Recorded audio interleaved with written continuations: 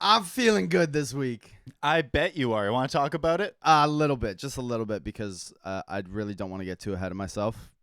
But plan the parade. Stick tock, stick out, stick tock, stick out, stick tock, stick out, stick tock, stick tock.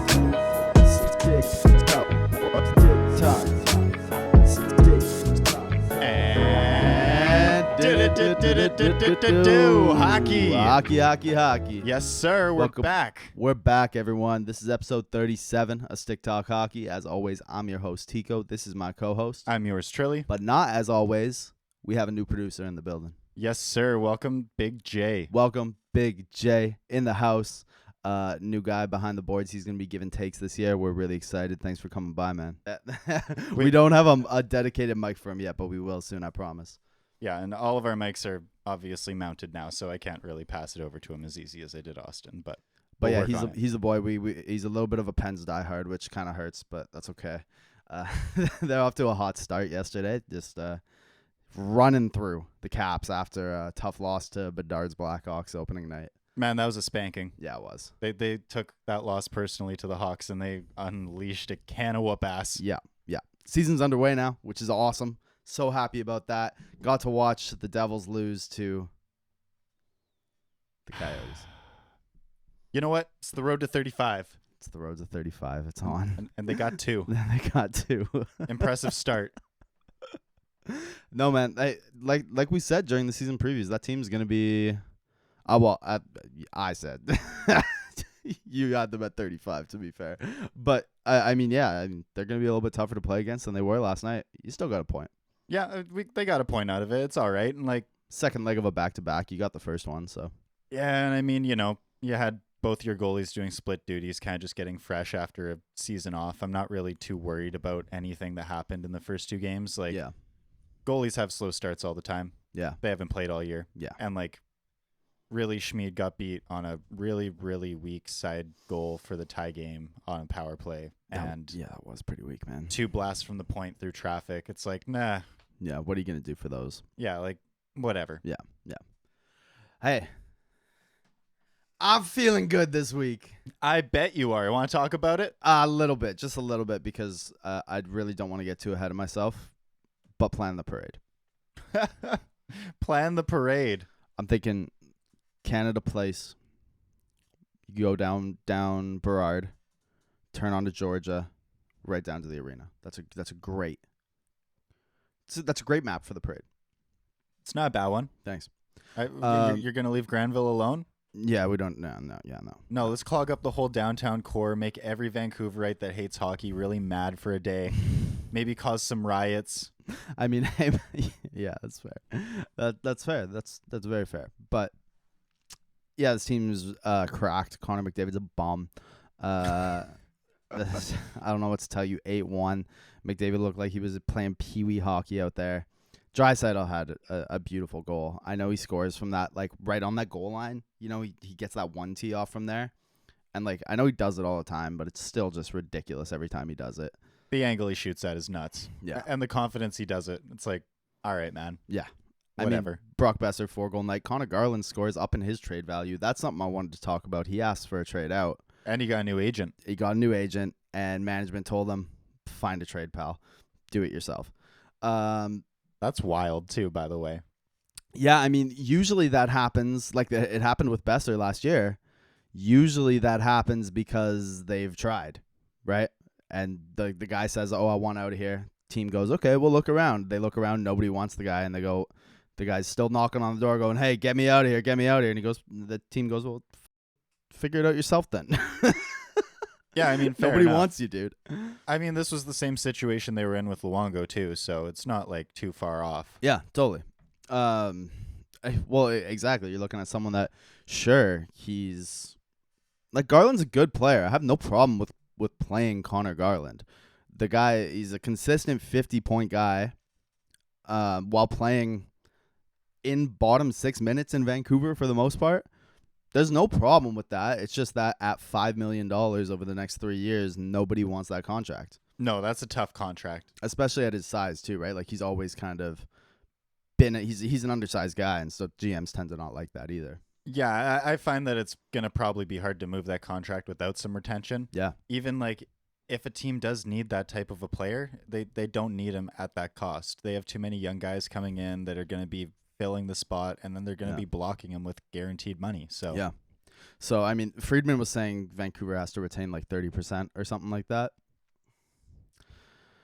that sounds very reasonable. Worst trade of all time. Can we bring that back? Yeah, we always can. Garland and OEL for the 9th overall pick, along with, Beagle Roussel and King Louis. But, I mean, you send away the 9th overall pick, that becomes Dylan Guenther. Now here we are 2 years later, and OEL's bought out. And the big pieces were actually both OEL and Connor Garland. OEL is bought out. He's playing in Arizona while we still pay him till 2032. Yeah. And Connor Garland can't give himself away. Damn. Although Friedman said that Winnipeg might be interested. Yeah, but Winnipeg's down bad, and they're Dude. willing to pay anything to get anyone to stay. They're like 3 years guaranteed. He has to stay here. Yeah. Imagine demanding a trade and the team sends you to Winnipeg. Oof. Ouch, man. It's like Ouch. snowing over there already. Yeah, dude. Yeah, that's tough. Careful what you wish for, Connor. But hey, I mean, also real subtle talk it, throwing him on the first line with Pettersson the day after he asked for a trade. Yeah. Yeah. Very subtle. Get that value up. Yeah, I mean, he's making the most of it. Scored in his first game. Good for him, man. I hope everything works out there because That's the most players coach move I've ever seen, though. it is. Like yeah. that is a homie move, because I know so many coaches where they're like, "Oh, this guy's asking for a trade. I don't like that attitude." Yeah. Fourth line. Yeah. And they just completely destroy his minutes, destroy Right. his usage, and then go, "Well, no one wants you." Yeah. It's like, well, no Yeah. shit. He's been playing fourth line minutes for 20 games. And I mean that to me, like I feel like less than a homie move. That's more of just like a coach being on the same page as management move, right? Like the management wants his value up, so Tocchet does that, and that there lies like the benefit of what they've talked about having the alignment between coaching and management that they didn't have under Bruce Boudreau. Yeah. So, yeah, that seems like a good thing, I suppose. If it boosts his value and he gets going in the first 10, like Yeah, that's a really good move. yeah, Just- 100%. Because like I think the biggest thing that a lot of teams are saying is they have a huge question mark of, can he perform on top minutes? He's Right. never really been given a chance to. We've seen flashes of brilliance. He plays really hard-nosed minutes that Yeah. can be beneficial to a lot of cores right now. Sure. But is he really going to tap into that if he's given the opportunity? And I think that we've already seen a little bit of it when he does get that usage. But, it's like Brian Rust with Sidney Crosby. Is Brian Rust a fantastic player? Kinda, sure, maybe. But, like, next to Sidney Crosby, he looks like a stud every night. Right. I think that Connor Garland doesn't work like that though, because or wouldn't if you put him in top minutes, because he's not a complimentary player. Like is Connor Garland your top line winger? Like is he your guy driving the line on a top line in the NHL? No. Right? So what do you need him to be if he's going to be a top line winger? Is you need him to be a complimentary piece, right? Yeah. And he's not. He's like I don't want to say a puck hog because that has like a negative connotation, but like he is a guy that wants to have the puck and make the plays. And he does that. Like you see him making spinoramas all over the ice, and he can really drive a third line, right? You can have a third line where he is the main guy and you have two complementary pieces, and it's going to be a good third line. But if you put him in a top 6 role, you might run into like, okay, well, yeah, sure, he's got the puck a lot and they're making some plays, but he's not the guy we want with the puck all the time, Yeah, that's fair enough. It would lend itself to probably a conflict of interest in play style after a while. I can definitely see that. And again, you just like, sure, he's a great third liner and his usage would be appreciated across 3/4 of the league, but not at $5 million. Exactly. That makes it really tough. Yeah, I mean, I draw parallels to like Foligno is a really good 1-to-1, and Foligno's making a 4x4, and even we looked at that and went, oh, that's ouch. It's too much for too long. Yeah. Right? So I don't know. So Canucks, so as much as yes, it was 8-1 the other night, and I mean by the time this comes out, the rematch will have happened. They're playing Edmonton tonight, so we'll see. Maybe I should ease up a little bit here, but but hey, man, I hope that works out with the Garland stuff. Once again, they're caught between a rock and a hard place, as the Canucks tend to love to put themselves in. Yeah, it makes it interesting. Why have an easy flowing season when you could make things difficult? Yeah, you could run a sprint, or you could run a hurdle race. yeah, exactly. One sounds more fun. Yeah, is it more difficult? Sure, but like, man, what a ride! Except you guys can't even like hop over the hurdles. You're just like kicking them over, Yeah. running straight through them. Should we go on to the news segment? Yeah, all right. Yeah, let's dive into the news. So, no, new segment. Oh, the news the segment. new segment. I was like, what's the news? What's the news? No, yeah, we're gonna start doing fantasy picks this year, I think. Oh yeah, man, I'm jazzed for this one. Yeah. So every week, every couple weeks, we'll see how it goes. We're gonna be doing a few picks for fantasy, whether it's cop, whether it's drop. Yeah, a couple sleepers, couple nice weekly additions for your leagues. Yeah. It depends what format you're in, obviously, but we're going to try and generalize it as best as possible. Yeah. I've been using Fantrax for a lot of my stats and rostered deployed players, Sure. like percentages. So a lot of these are based off of Fantrax numbers, but Fantrax is a pretty good. Yeah, Fantrax is good. I for my percentages here, I'm using ESPN. Do you want to go back and forth, or do you just let's wanna... go back and forth. Okay, cool. Who wants to go first? You want to go first? Yeah, I'll go first, and then we'll give Jonesy the floor for all three of his at the same time. Okay, bet. Cool. Sounds good. I'll go first. I got Gustav Nyquist as a really, really solid addition. This is a guy who I believe he's rostered 75% across most leagues, but he's only deployed in about 40% of those leagues right now. Okay. So for those of you that have Gustav Nyquist on your roster and you haven't deployed him, get him out there. Get him out there now. Yeah. 1 goal, 1 assist, 2 points. He's looking absolutely great. He's getting top line minutes and he's backing it up with his play already. He looks fantastic next to Forsberg, as we assumed he would. I don't see any way that this guy's slowing down yet. Nashville's looking way better than they have. And again, this is a guy that has never really had a crack at top line minutes. He's very easy to overlook. I've seen him available in both leagues, and I took him. Fair enough. Yeah, that's a good pickup. I'm looking at, if you're kind of in the same vein, a guy that's only he's about 70% rostered right now. So most leagues will have him, but not everyone. And this is seems like the most duh take of all time after he scored 4 goals the other night. But I promise I wrote this before that happened. I'm still looking at him for the full season. Brock Besser. This guy didn't play any power play one time while Horvat was here. Right. Because you had, that top unit was Pedersen, Kuzmenko, Miller, Horvat, and Hughes, right? Yeah, it was loaded. Yeah. No so room. Now you got this guy. I mean, his father passed away a year and a half ago. He had a really rough year last year. And, and going into last year, people thought, oh, well, okay, the stuff with his dad's sorted. Now he'll be able to have a great year. And it's like, no, grief doesn't work like that, right? No, it doesn't. I think this year it seems like he's come into camp a lot more upbeat. A lot more focused. Changed his trainer. He seemed to come into camp ready to go. He's getting shots on this PP1. I think if he sticks on PP1 all year, which there's no reason why he shouldn't, there's no reason why this guy can't have 35 goals. 100%. Especially with the looks they were feeding him in game 1. Yeah.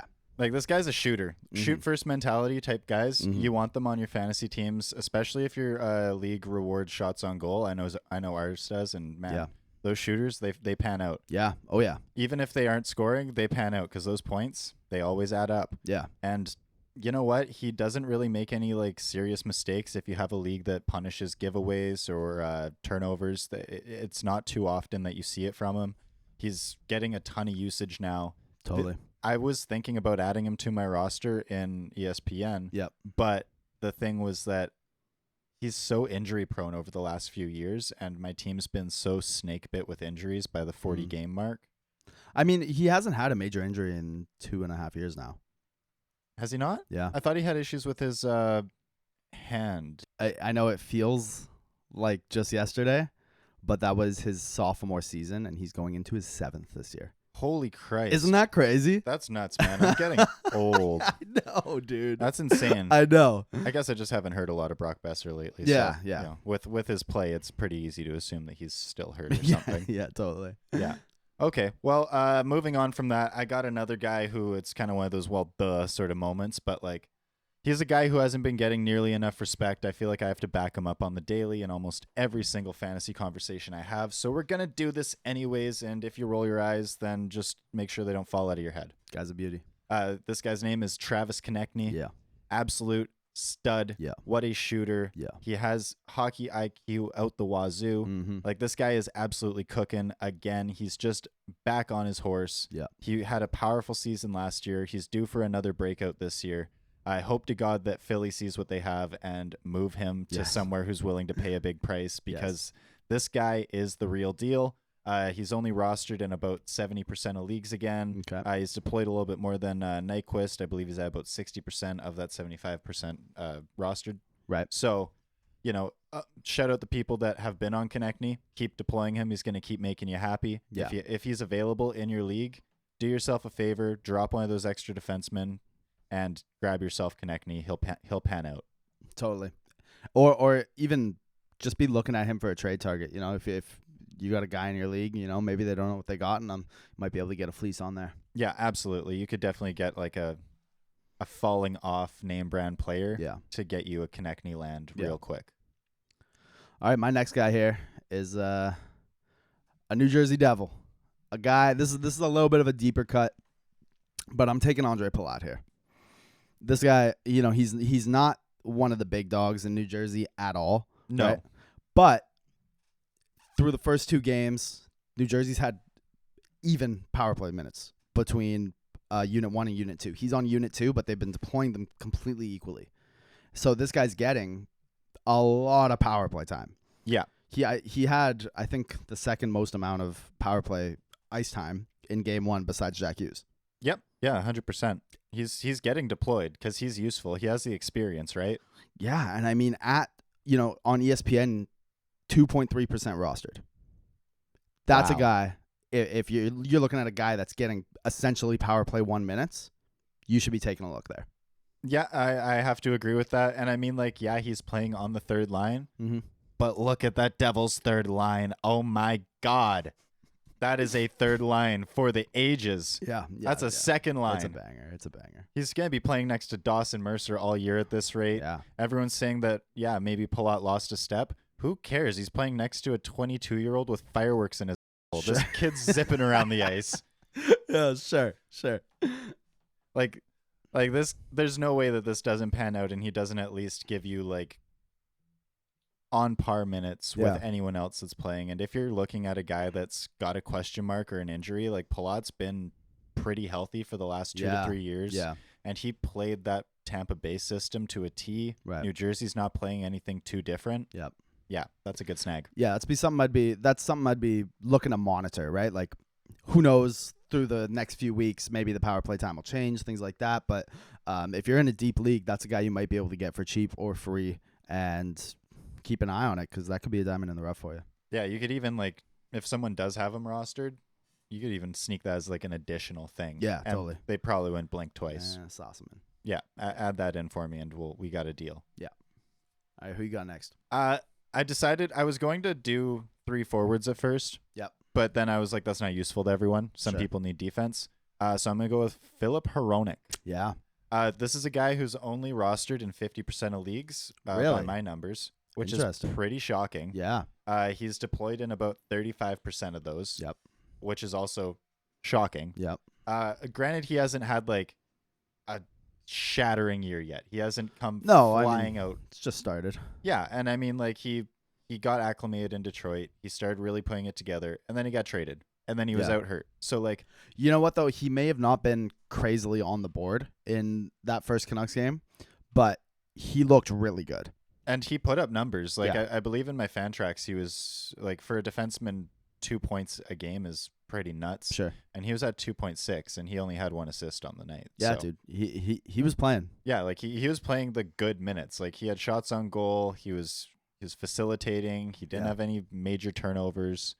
The guy looks good. I think he's going to have a really, really great year. If he's available on your free agency right now, snag him quick. Yeah, no doubt. I mean, he's their number 2 defenseman in Vancouver, which is a team that we'll see what it looks like under Rick Tocchet. But I mean, there's a lot of offensive power here in that top end, and so I mean, if he's getting minutes with the big dogs, which he will be, there's a lot of room for upside there.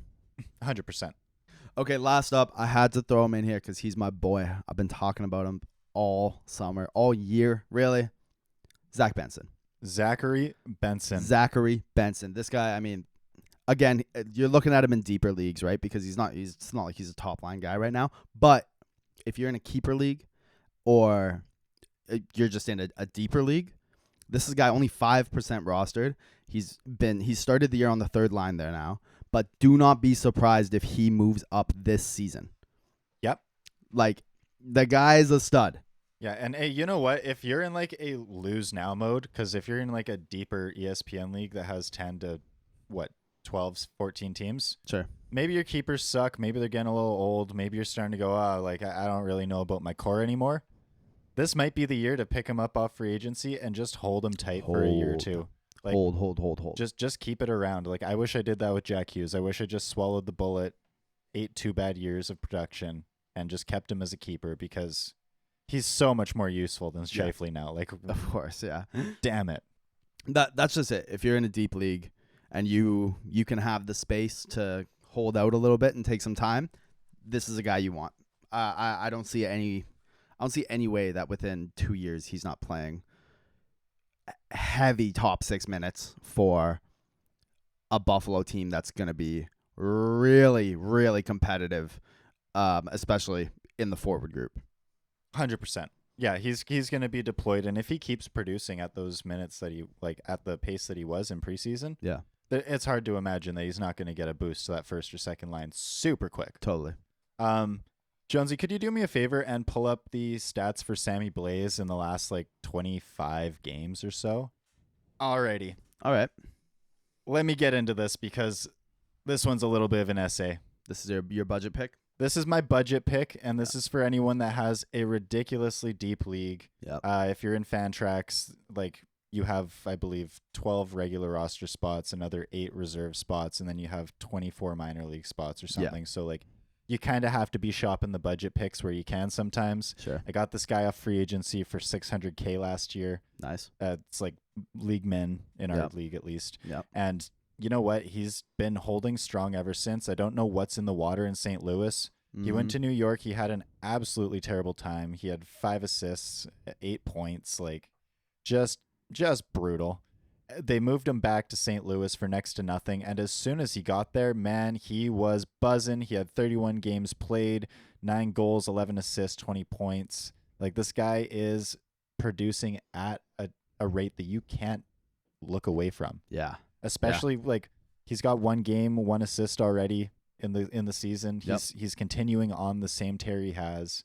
St. Louis has buffed their lines. I know we don't respect them too much right now, but they've buffed a lot in the last year. For sure. They have a lot of really, really quality pieces that they can put around him, provided he keeps producing. Yeah. There's no way that he's falling below a 3rd line spot. He might even get promoted to a 2nd line spot, depending how Vrana does. Okay. This is a guy that you have to take a look at. He's only rostered, I believe, 10%. Okay. At all. Yeah. And he's deployed at 2%. I like that pick. And right now he's averaging me 2 points a game in Fantrax. Right. Which is very good for yeah, totally. a minimum score, a replacement scorer. So Beautiful. if you're going to be dealing with injuries, if you have injuries from the last season that you're still waiting to heal up, I know I have Couture, he's still waiting. I got Norris, he's still waiting. Yep. This guy is saving my bacon right now, and I highly recommend you take a look at him if you have the space. Beautiful. Jonesy, you want to hop in here? Yeah, let's get Jonesy. We here. We here. We are here. This is Jonesy. This is our new producer. This guy's got the picks. So Hello, everybody. welcome to the show. Thank you. Welcome to the show. Pens up today. Oh, yeah, always. Always. All right, First- let's who you got? First sleeper pick here. We got my boy Lawson Krause. Yeah. Okay. The guy who really does it all for Arizona. Yep. Up and down the lineup on the penalty kill. Yep. Throws the body. Like that. Second overall here, we got Raphael Harvey Pinard. From Montreal. Yeah. Ended last season off really hot Yeah. and had a pretty solid first game the other night. Mm-hmm. He's on the fourth line right now, but I feel like he could climb up. Pick it up. Yeah. Yeah. Harvey Pinard, that's a guy that, like, I don't actually have any sort of a take on this guy, but he's putting up numbers. He had a hot finish to the end of the year last year, so that's a good pickup in some leagues, I'm sure. Yeah. And then lastly, we got Sean Dursey here. New addition for Arizona. Mm-hmm. Scored last night. He did. Yeah. He's going to play some big minutes. Yeah. Yeah. He's going to be a big part of their new look top 4. Yeah. So, I mean, on a team that I think is going to be improved this year, that's a really solid ad if you can get him in your leagues. Thank you very much, Jonesy. I appreciate the picks. Appreciate y'all having me. Hell yeah. Also, while we're here, let's talk about Panarin. Sure. I have exorcised the demons. Yeah. This house is clear. Yeah. 1 goal, 1 assist, 1 game. Yeah. Uh-oh. He's looking ready to go. It's pretty terrifying. The thing that bothers me the most about Panarin shaving his head, What? I couldn't imagine how uncomfortable a hockey helmet is on your With scalp. a bald head? Yeah. Like, that foam is just yucky after you start sweating. It gets Yeah. so slimy and like, Yeah. do you think he has to put double-sided tape on the inside of his helmet to stop it from, like, swirling around Wobbling. and stuff? Yeah. I mean, maybe. That's nasty if he does. Good soup. No. No. Okay. All right, Jonesy, what do we got next? Oh, we got just one clip I wanted to play this week just because, like, I didn't even really want to do a full clip segment, but, like, that fight, dude. Holy Christ. What a tilt, man. Can you pull that up, Jonesy?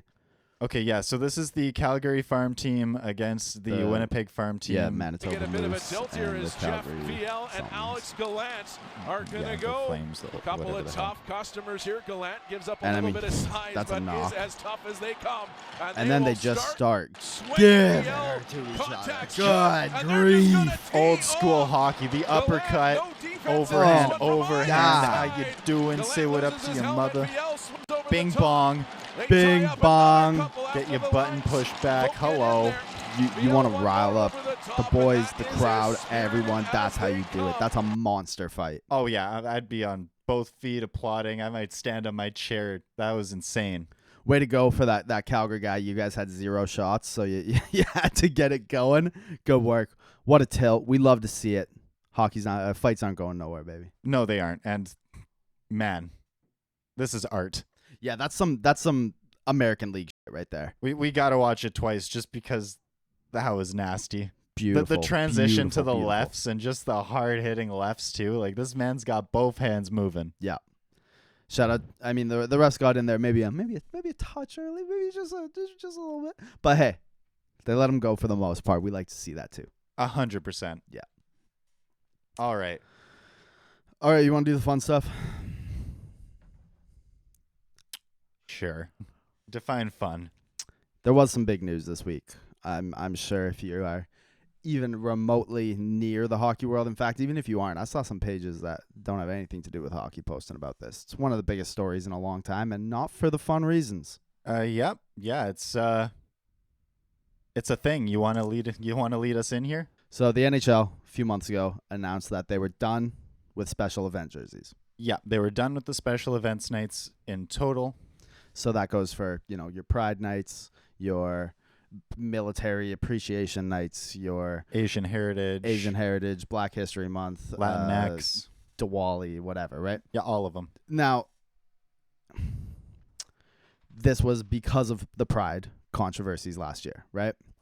The freedom of expression with the players. Some of the players didn't wear the jerseys. We went over all of this, right? Yep, very common talk. Very disappointed in that. However, maybe there was some backing, if flimsy, behind it, from a corporate business perspective, whatever.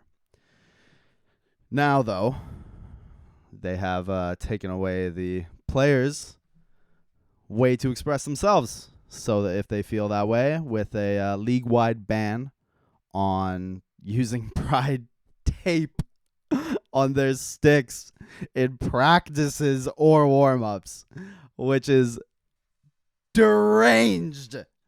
That's insane. It's nuts to me, man. The best way that I saw this put was the NHL releases their own "Don't Say Gay" bill. Well, yeah, I mean, pretty much. Like, it's the most anti-LGBTQ plus policy in North American pro sports. It's insane. It undoes everything that the NHL strived to fix in the last, 10 years? Yeah, I mean, their whole thing the last few years has been hockey is for everyone. They've had these ads plastered everywhere. They've been forcing this hockey is for everyone thing down my throat, and now they go, oh well, just don't pay any mind to the fact that we don't let the players actually support that. Yeah, it was a really, really nice talking point for advertisement and publicity. Of course, it was fun when it was easy for them. Yeah, and then as soon as they started to feel any sort of ripple effect, any sort of backlash, they had to turn tail and hide in the corner and go, oh no, we didn't mean it. I don't know if you guys know this, but we should have this conversation now. Being an ally isn't easy. Yeah. This is performative to the T. Mm-hmm. This is bullshit. Mm-hmm. Gary Bettman. Amen. And the NHL. This Amen. is horseshit. They talked so much about freedom of expression last year, right? Yep. All the people that came out of the woodwork with the Pride stuff, came out and were like, hey, the players why can't they express themselves how they want to? Why do they have to conform? Yada yada yada, right? And the NHL says they're the right ones. We don't have to force the players to participate in freedom of expression. Yeah, there was 10 players out of 300 and whatever that are in the league, and they didn't wear jerseys, and they wore their regular jerseys, and nothing happened. Yeah, there was maybe a headline or two for a day, and nothing happened. They didn't lose any sponsorships. They didn't lose any endorsements. They didn't get publicly crucified. This is what people have to understand, I think, is that getting roasted on Twitter for something is not being canceled. Yeah. Nothing happened to those players that did that. They all still have their jobs. They all still have their careers. They got their lives. They didn't get benched. They didn't get nothing, dude. Literally nothing happened except people called them losers. Yeah. That's it. And you know what? They were perfectly welcome to expressing how they feel. And now the reverse has happened where the NHL says, okay, but now the players are not allowed to express their support, and somehow that's not a freedom of expression issue.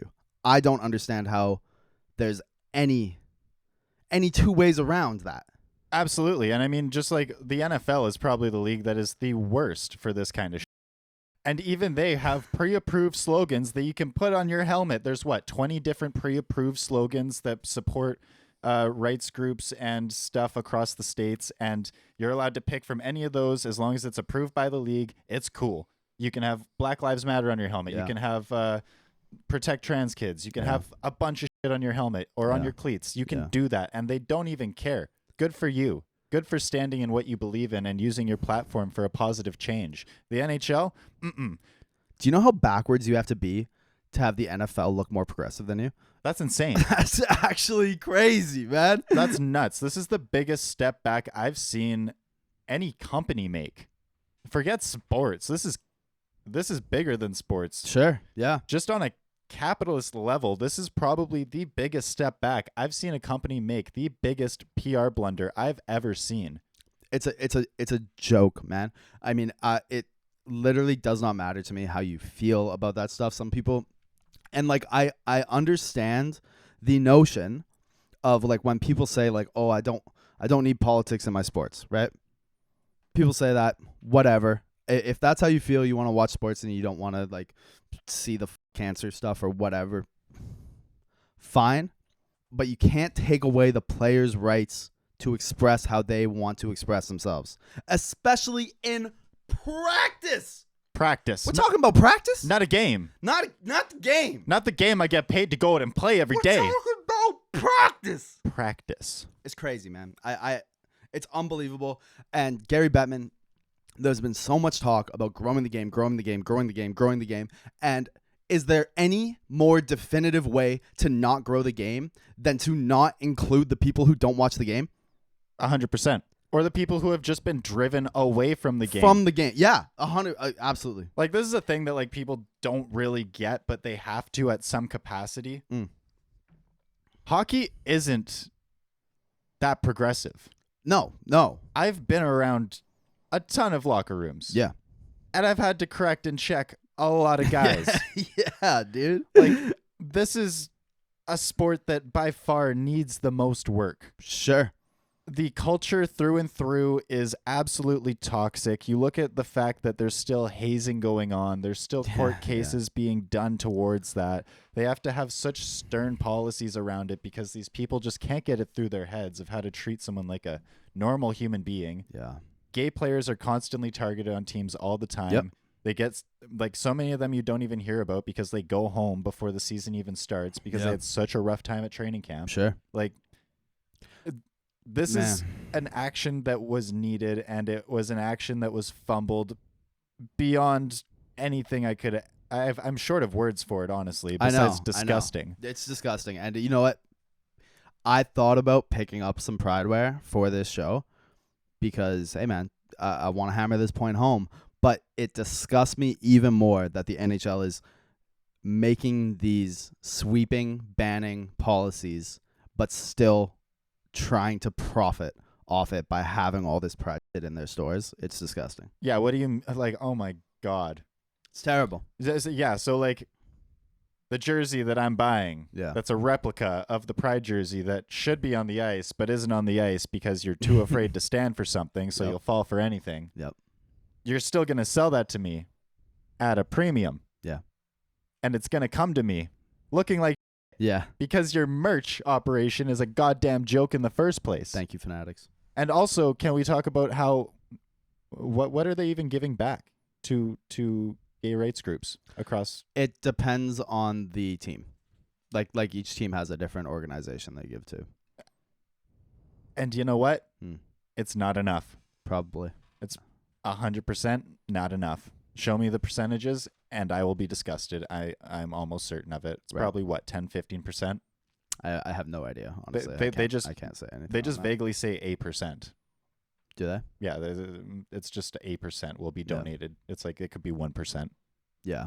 Like, Vancouver, I'm pretty sure they donate a lot, but that's why they're so expensive. I mean, Vancouver invited drag queens to Pride Night last year. Yeah, they had a drag show in the game. while they were banning drag across America. Yeah. Like, Vancouver's an organization that does it right and stands for something and They do. actually supports their communities and understands what these events mean. Yeah. Yeah. That's very true. And, like, a bunch of other organizations just unfortunately don't. Yeah. New York Rangers, Islanders, No. Devils actually did great. They were always awesome. But And hey, I mean, we'll see what happens here, right? Because there's still a lot of teams that are going to do Pride Nights this year. Yep. I actually think most of them are. I don't know exactly how many. We don't have all the numbers on that, but I know Vancouver's doing theirs, and I know some other teams are doing theirs.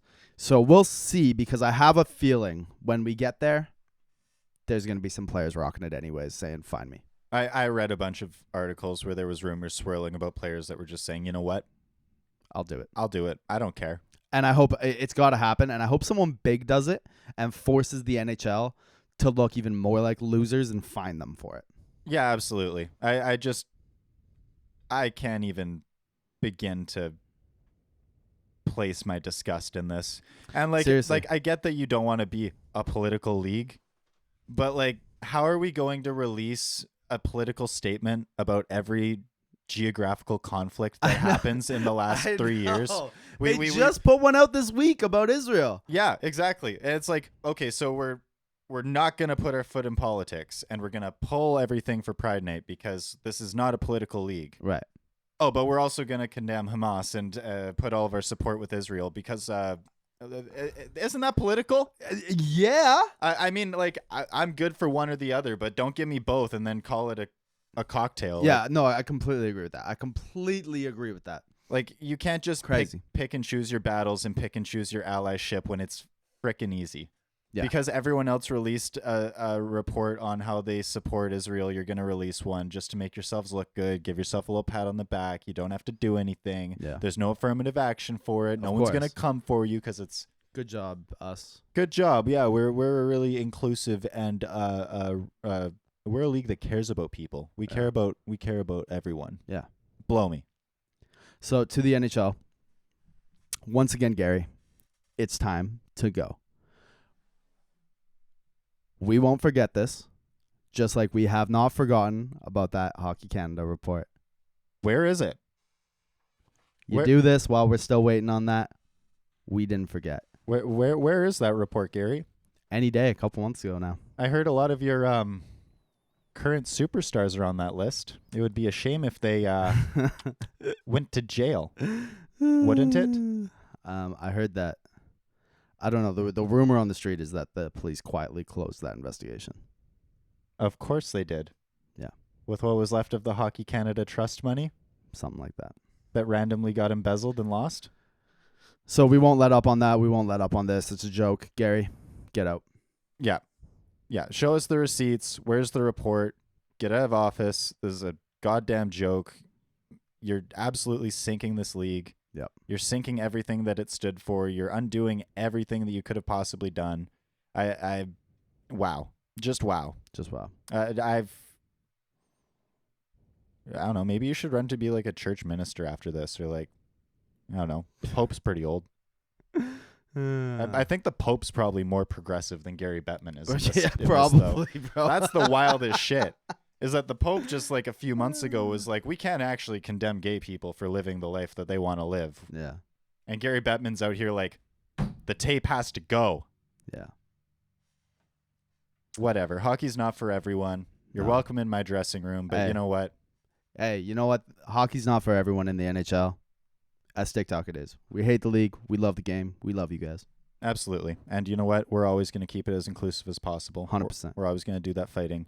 100%. And I'm going to show up to every NHL game from now on like a mother rainbow. I'll rainbow up. I don't care. Yeah, I'm going to be glossed up looking like a goddamn drag queen. Let's I will do it. wear full drag to NHL games. I do not care. Get it. And I will sit right beside the penalty box like those green suit weirdos. Oh, hell yeah. Hell Yeah. yeah. The green guys. Yeah. I miss them. Yeah, we will throw a drag party beside the penalty box.